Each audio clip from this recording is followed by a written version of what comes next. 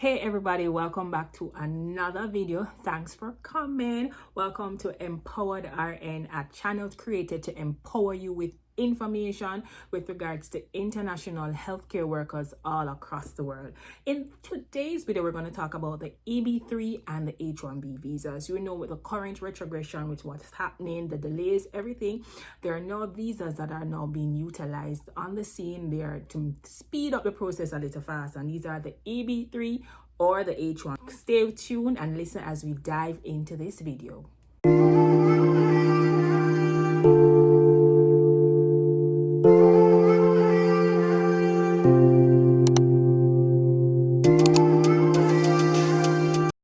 Hey guys, before we jump into the video, I'm going to give a shout out to the first person that dropped a comment on my last video. Big ups and shout out to Vibing with VC.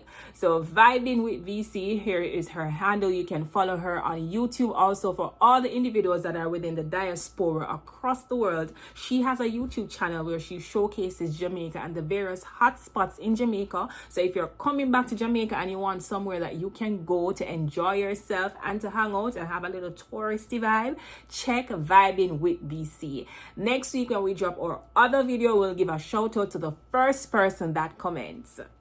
Hey guys, welcome back to another video. In today's video, we're going to talk about the EB3 and the H1B visas. Now, there has been a lot of talk about the differences right now in the different categories that are being made available to nurses, and this comes with the retrogression that is taking place. Some agencies, hospital systems are considering to use the category of the H1B.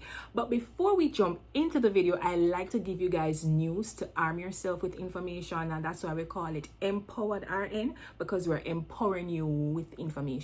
There's another article that was written, and this was written by Maya Goldman, and this was published on June 26, 2024. I'm going to put the article down below in my description so you guys can see it also, and it's entitled "Visa Freeze Worsens America's Nursing Shortage." This article will give us some precedents before we jump into the different visa categories. So in the article, it stated that long-standing caps on green cards for foreign-educated nurses are limiting one potential fix for America's stark shortage of healthcare workers. Now, why does this matter?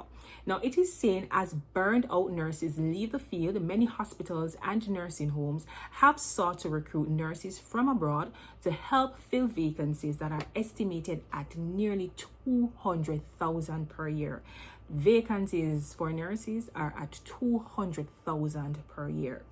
Now, it is also saying that backlogs for visa applications have slowed down the pipeline for international nurses, who account for 16% of the country's nursing workforce.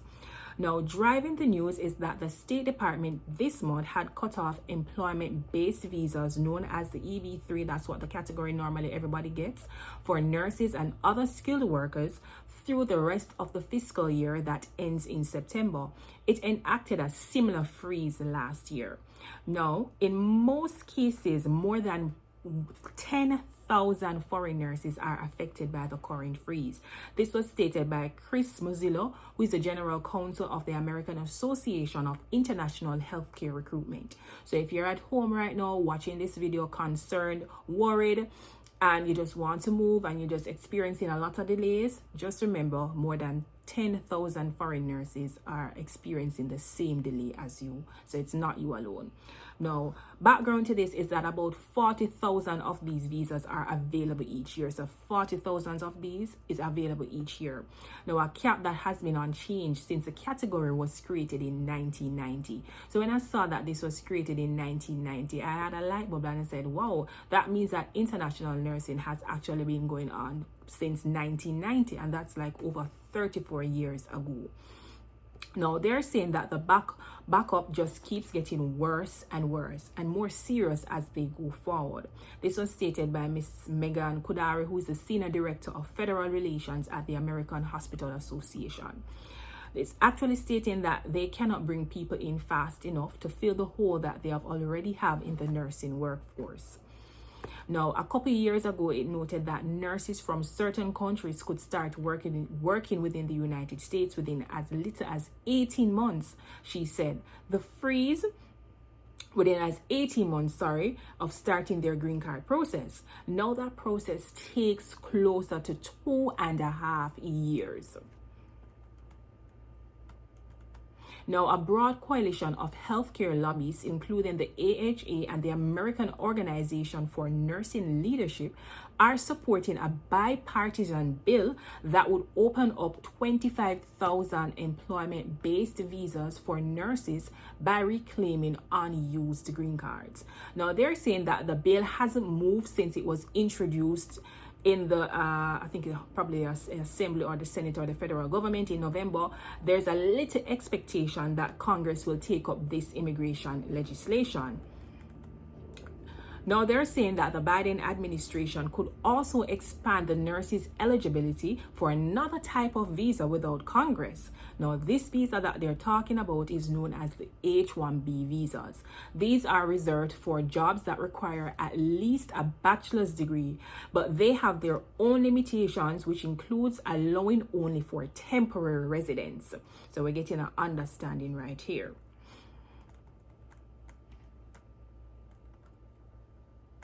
All right, so that's the end of the article. We won't go any further with this. So you hear that they're talking about the EB3 visas and why they're having backlogs, and that they could open up another category called the H1Bs to allow more nurses to come into the United States. Now, the differences and the pros and cons with your EB3 versus the H1B. I've heard it. A lot of persons are talking about it, that they may consider it. But my advice to you is, before you jump into a category or choose a visa, make sure you understand what each category brings.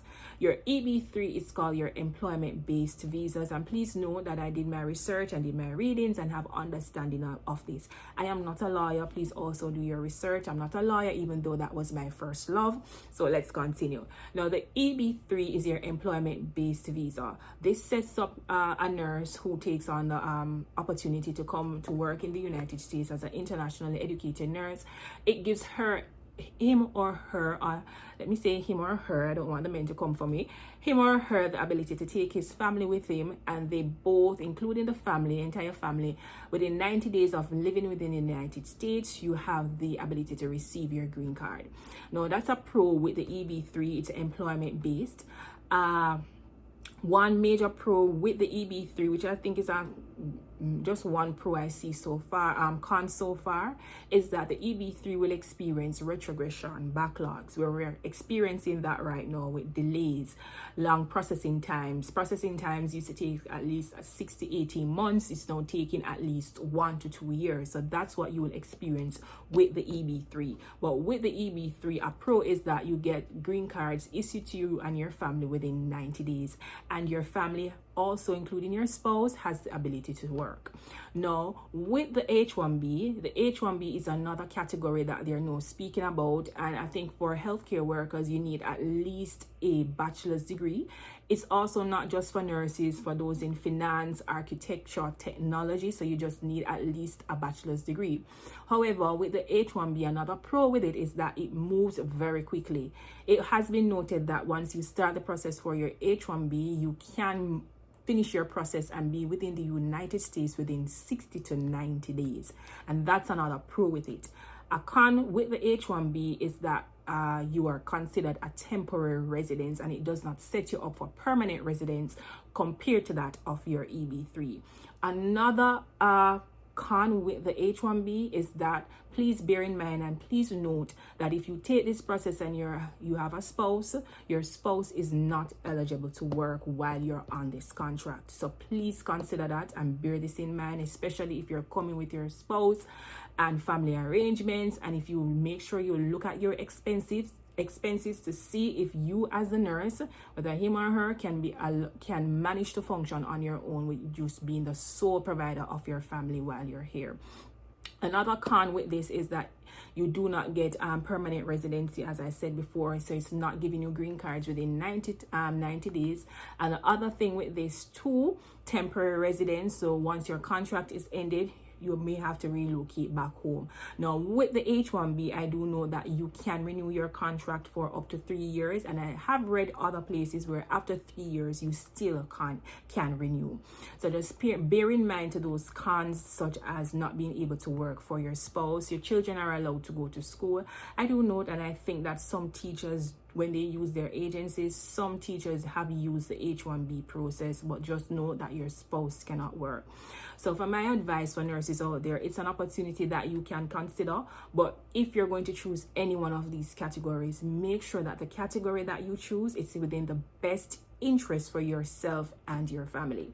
Now, I've also heard of persons contemplating to start the process with the EB3. They have started the process with the EB3, but they're experiencing delays that they would consider doing the H1B. It is noted that that can be possible, but my thing is that please bear in mind that once you sign, if you're going to start any of these processes, you're signing with an agency and each has their own contracts. You need to find out what will happen if you start the H1B process and then your EB3 comes through. Can you just automatically leave like that? What will be your conditions? What will happen? Because each category comes with contracts from the agencies that you're going to sign to. So please bear that in mind. There are both good categories that you can look into, both opportunities, but once contracts are in place, I always stress that read your conditions, read the contracts properly. You're the individual with the pen, you're the one that is signing. Make sure that you understand what you're signing to, and just have the understanding that once you're signing to something, you're signing to that you agree to every single thing that is on that paper. And it should be that once ever you sign to, it is for the benefit and the best benefit for you. So those are some options that you can consider, especially for those who are experiencing their delays and you think this is something that they want to consider. Make sure you read and have an understanding of what each category brings. So there are options out there, but please bear in mind that once it reaches a contract, read and have understanding of what you're signing to. So if you have interest in considering any of these two, please remember to do your research and to read accordingly. Follow different sites that will publish content related to this. Like, follow, and subscribe to my YouTube channel for more information. I will see you guys in the comment section. What do you think about the various categories? Which would you prefer? Would you prefer the EB3 or the H1B? Which one would you prefer, and which one do you think should be the best interest right now? Drop in the comment section. I do watch and I read the comments, and I'll see you guys in the comment section. Next week, remember, for the next video that we're going to post, the first person who comments will give a shout out to you guys. Thank you for watching Empowered RN, and stay tuned.